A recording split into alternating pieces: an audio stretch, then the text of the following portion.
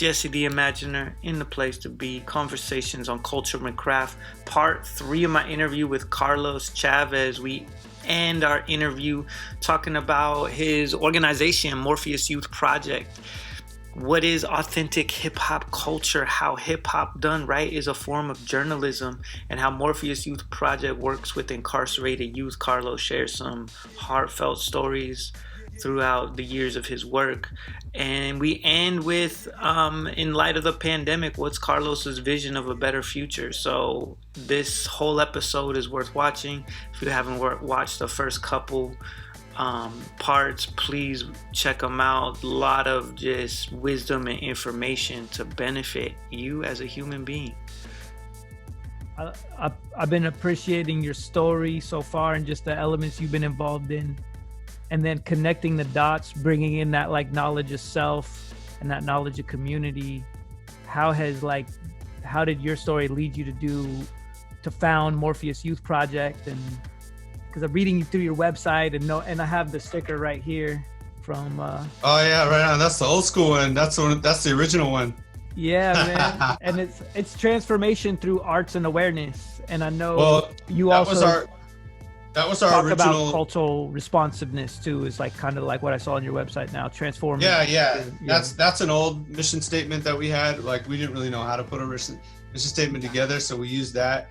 But now it's more basically, our mission is that we're creating community through arts and awareness, basically, or through culturally responsive education and learning opportunities, and so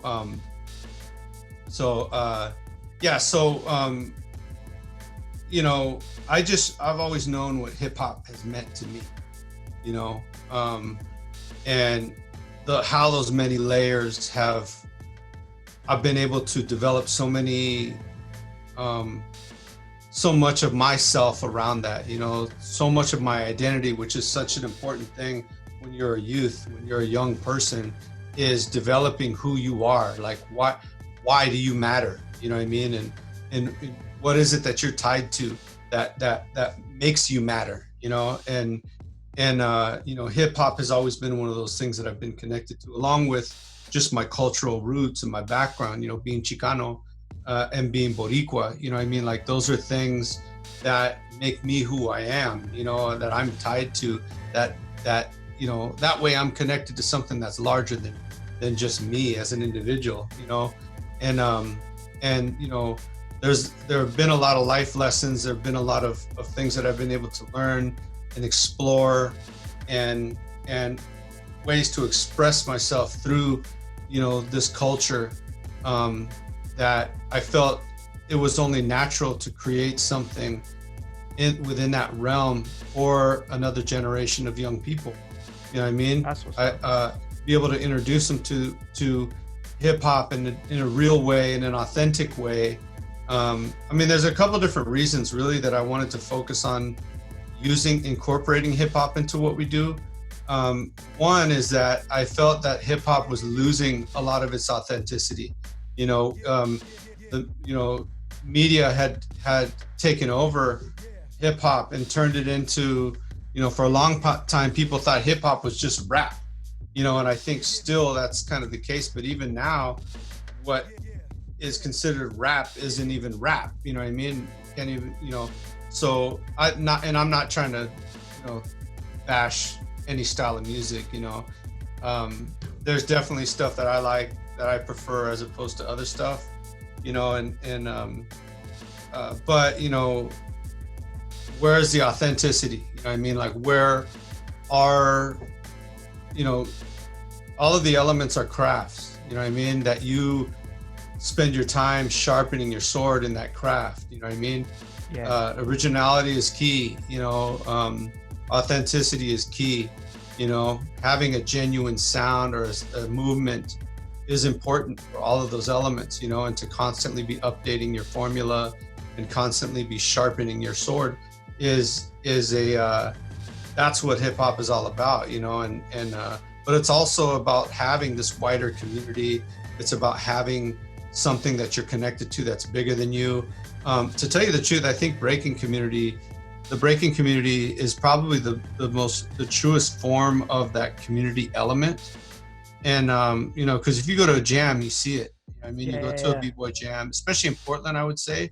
That's one thing that a lot of breakers have said when they've come to Portland, is that they like the kind of community feel that the Portland jams have. And I think felt that's that because, anything I've been to has that vibe. yeah. And you see like folks come in the door and everybody knows everybody. They might be battling each other they might be angry battling each other, out on the floor, whether it's in a cypher or in an actual battle. But deep down, it's love. Everybody has an appreciation for each other just for even attempting to do what we're doing. So it's a celebratory thing, but it's also like, I've seen people jump in the cypher that don't know anything about breaking, but they feel it and they want to jump in the cypher, so they do it. And breakers will clap. They'll soul clap to encourage whoever stepped in the cypher, even though they don't know anything about what they're doing. They have no foundation or whatever. Yeah. The breakers are giving them props for just stepping into the circle in the first place. And that's a beautiful thing, I feel that. So to me, those types of things are like epitomize what hip hop is truly about. You know what I mean? That's what's up. Naturally, and it's about community. You know what I mean? So like, it's a movement. It's a social movement. You know what I mean? And I think that's what's been missing in it a lot. And part of what I do with Morpheus Youth Project is to bring that authentic piece of it back to where it belongs.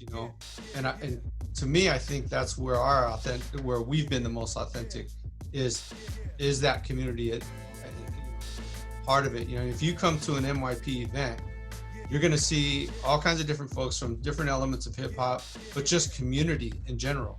You know what I mean? You're going to have family, you're going to have kids, you're going to see academics, you're going to see folks that are street, you're going to see a mix of different folks, and we get together and we have a common purpose, and it's just about celebrating life in a lot of ways, you know what I mean? And I think we've been able to do that.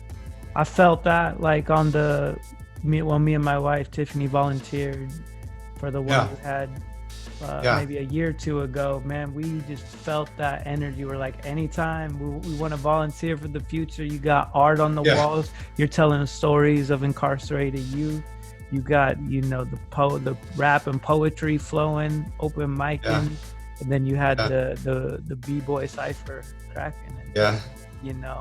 That was and the journalism too. That's funny, is that journalism has always kind of been tied to what we're doing. And if you think about like what hip hop is it's a form of journalism. You know what I mean? If it's done right, it's a form of journalism. And so like the MC is the newspaper for the streets. You know what I mean? Mm-hmm. The graffiti art, is the newspaper for the streets. That's your photographer for the streets. You know what I mean?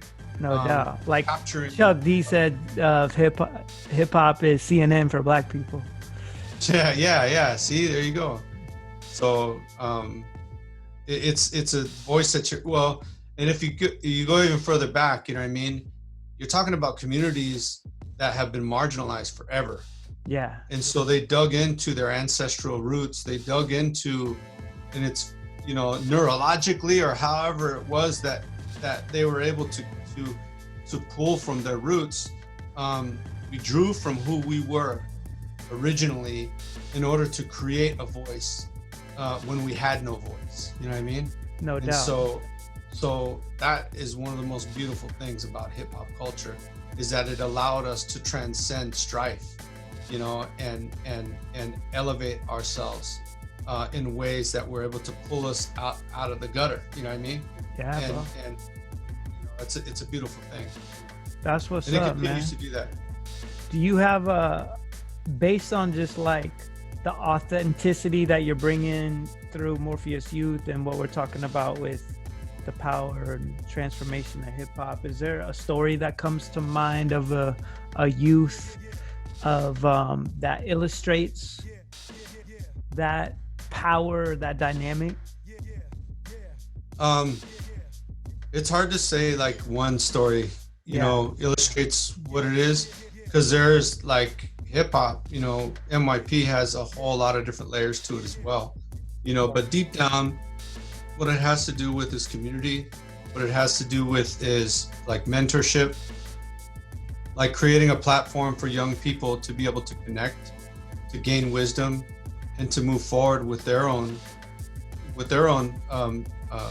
personal movement, you know, whether it's artistry or academics or whatever it is that they decide to do with themselves, being a business owner, you know, what have you, is making connections with the community, building those individuals, you know. And so I can give like a number of examples of different things that I think kind of encapsulize, you know, what NYP is, but I don't think there's one thing in particular that can do it, you know.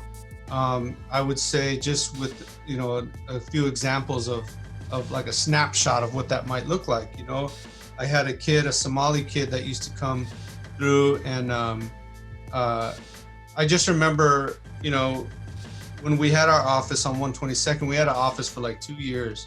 And that was a place that this kid could go to because at home things were pretty rough, you know, and within his community things were pretty rough, you know. And I saw, you know, here's a Somali kid he's a black kid, but the black kids don't accept him, you know what I mean?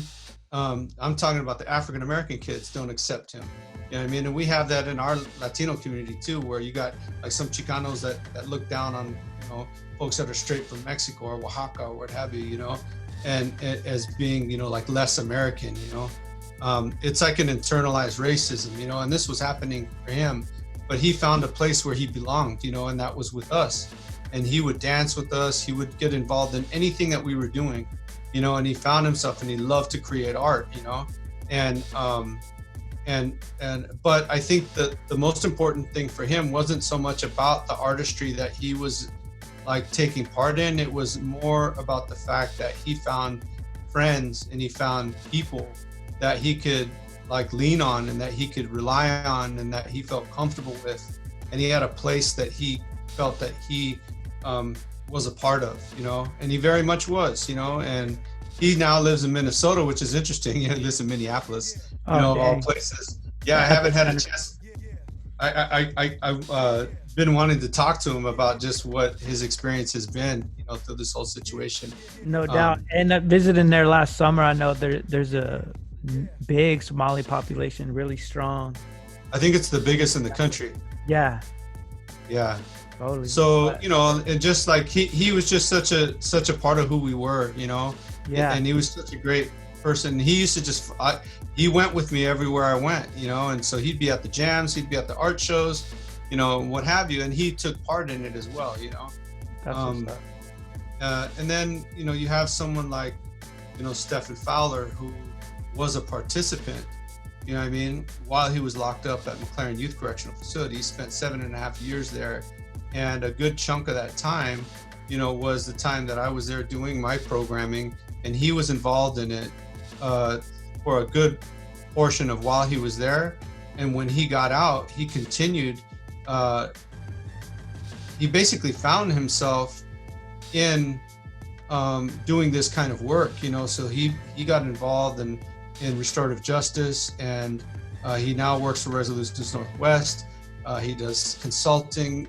He's an amazing young man. But he ultimately became not only a volunteer of ours and got involved as a poet and as an instructor, as a facilitator, but he became a board member, you know, and has been an important factor. He's no longer on the board, but it's because, you know, I wanted to be able to pay him, you know, when he was facilitating, and because he was putting in a lot of work, you know. So I said, well, hey, why don't you be a part of my resource council? That way we can pay you for what you're doing. You deserve to get paid, you know. And so so like, to me, that's one of those wins. That's one of those things that encapsulates who we are, you know, because it shows. I remember him. He was the first like official youth that I ever came in contact with at McLaren Youth Correctional Facility, you know. And I started my radio journalism class there, and he was a big part of that for a long time.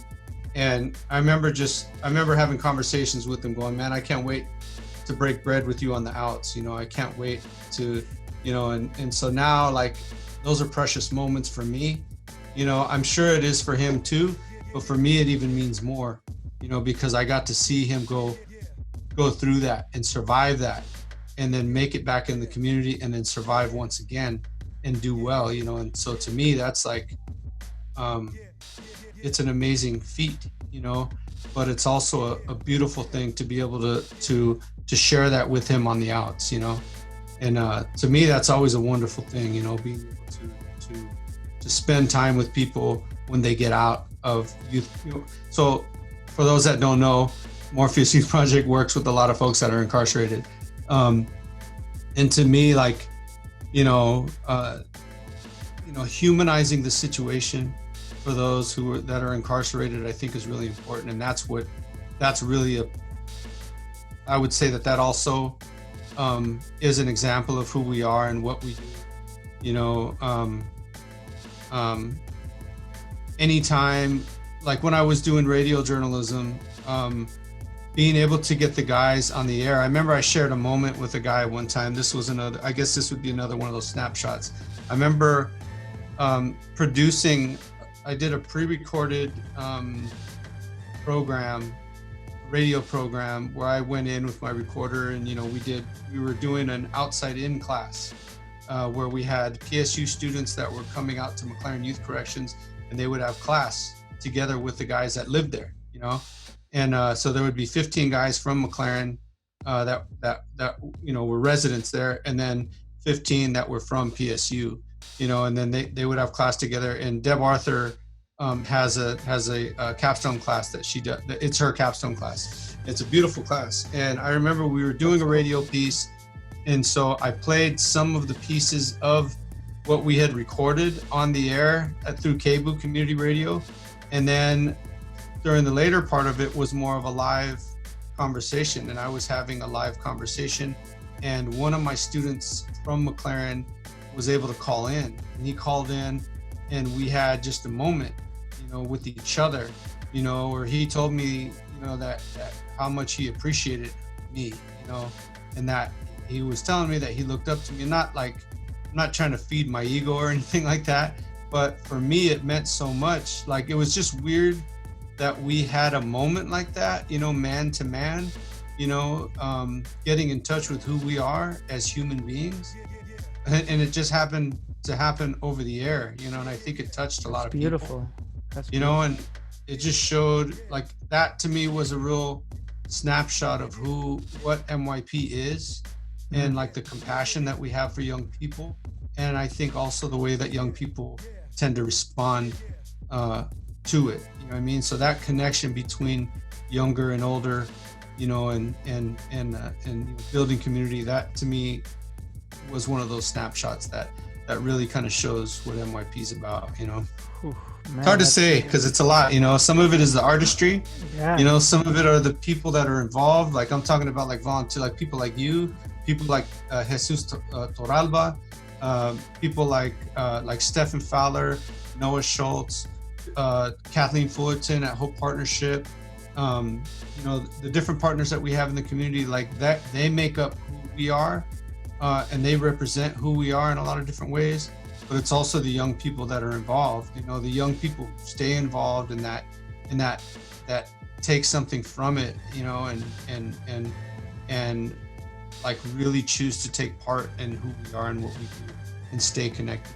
You know, like, I stay connected with my guys when they go upstate, you know, when they technically become adults and they go upstate and they end up at the adult facilities. I stay in contact with them, you know. When young people are involved in our organization, it doesn't stop there, you know. It's from then on out, you know what I mean? As long as you want to remain in contact and be a part of who we are, you're welcome to it. You just now grow into another stage of it, you know. So you may go from participant to facilitator, or participant to supporter, you know what I mean? That's all. Those are all different areas of the community that you can take part in. Those are beautiful stories, man. That just fed my soul, gave me some goosebumps just hearing those stories. So appreciate you taking time, man. My last question for this interview, we'll kind of connect it all for moving forward, just like we're in the middle of a pandemic, we're in the middle of protesting, there's a lot of ripe energy for shifts in our culture, in our education system, and then the prison industrial complex hopefully can take a shift. What, working on the inside and just with the work you do, what do you envision for the future? Is creating a more just, equitable, better world, basically?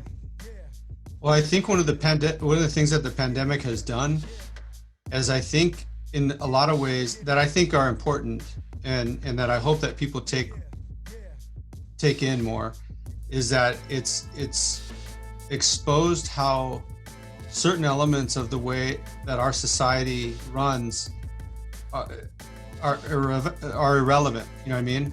And what I mean by that is that in terms of incarceration, you're seeing, the release of a lot of people from prison, because the worry of, folks being in close contact. Well, if you can release people from prison for a pandemic, why can't you release them on a normal basis? Right. Why can't you find ways to really do something that matters, instead of, it's just basically, this pandemic is exposing how broken a lot of the systems are, that are tied to this larger institution called America. It's exposing the racism that exists. It's exposing just the ills of our healthcare system, and how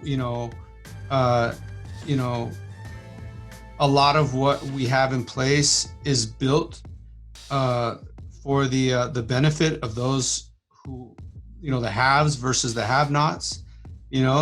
Always having access to everything that folks that are more affluent always having access to things that folks that are more marginalized normally don't. So it's really highlighting the inequities that exist in our world. I think it's also helping us to realize that there are different ways to do things. You think about even food shortages. What my hope is that people start to realize that maybe we don't need these huge factories producing meat, and maybe we need to localize. We've become so dependent on these monopolies that once they shut down, America shuts down. But if you think about, if we localize everything and we have more of our co-op related farming taking place in our local areas, well, that means that everybody's involved in that, and then, if the big factory shuts down, well, that doesn't matter, because we still have all the local farmers doing their thing. And so why don't we support that? So we have more of that. Why don't we support the local businesses instead of giving these huge kickbacks to these humongous companies that already have more money than they can even, ever spend? Why not give kickbacks to the small businesses? That's what's going to make our economy grow. That's what's going to make our society flourish and grow. Is for these, folks to have options, folks to have, to be able to live that so-called, American dream, is to be able to open the type of business that you want to open, and not have to worry about some big behemoth monopoly, squeezing you out of the equation. You know what I mean? So there's a lot of these different things that I think this pandemic has opened, us up to. But I also think that it's helped us to realize, through this isolation, well, in terms of those that are locked up, to be isolated is nothing new for people that are locked up. You know what I mean? So it's just okay, well, we're still, I guess we're going to clamp down again. You know what I mean? But on the outs, people are freaking out. They don't know what it's like to be by themselves and to be faced with themselves. You know what I mean? They're being forced to have to look in the mirror. Yeah. And a lot of people are freaking out about that because they don't like what they see. But it's a good time to reflect and to do that and to start to deal with who you are, and what does that mean, because there's a lot of people that are, there's a lot of we live in this very superficial world. I mean, we live in this, we're living constantly on our phones, in this unreal world. You're seeing people, like, I'm constantly seeing, and it's crazy because you see a lot of like vanity. You see a lot of, but really, vanity with a lot of the selfies and all that kind of stuff. It's not really vanity. It's really insecurity. You know what I mean? Is you're trying to get people's attention. You know what I mean? By showing your cleavage, or you know what I mean, any of that kind of stuff. It's sad, really. You know what I mean? And then there's nothing wrong with wanting attention. You know what I mean? But how do we do that in real ways? You know what I mean? How do we like put down the phone and connect with each other in real ways? And I think a lot of what's happening with this pandemic is it's helping us to appreciate each other more. I've thought more about like distant family and friends than I have in a really long time, and it's made me reach out and kind of reconnect with folks, and it slows things down to where you can now like reconnect with folks that you usually have too much time to reconnect with. No doubt. And like the way our society is built is like we're constantly in this isolated state of not taking human interaction as something that's important. I've heard people call it a me society versus a we society, and I think we need to get back to that we society. Right. That's in our nature. To the sense of touch, the sense of being able to communicate, like those things are important for people. Like that's things that we thrive from, and things that we need. That those human interactions, being able to spend time with family, being able to spend moments with friends and your children, like we need to get back to that being a priority, and not, having to hurry up and get to work so that we can make more money, so we can buy more things, I hear you. So I hear you, man. That's my hope. Yo, I feel that 100. It's nourishing just to hear that, just flow from your soul. I ended the Merc interview with the little freestyle, and I don't know if I've ever like spit bars with you now that. Oh, dude, I can't spit, man. I can't spit. Basically, you were just spitting the last hour without making a rhyme. But reform. Man, I feel that. I just feel a little freestyle coming from my soul just based on what you're saying. Just let it flow a little bit here. But Morpheus youth, like Morpheus in the Matrix, offering the truth, the red or the blue, reconnecting to the heart of the youth so that they can choose an authentic path in the aftermath of COVID-19 in 2020. How we gonna live? Is it gonna be the land of good and plenty? I'm not talking just candy, I'm talking straight bars to release all the peace so that we can get outside of dis-ease and come into a place of ease. So I give props to you for the things that you do. You want to break, you want to write, you want to create, you want to excite, get into the journalism to get internal with all these isms. Let's bury racism 6 feet under. Morpheus youth, Carlos bringing the thunder. I like that, man. Yeah.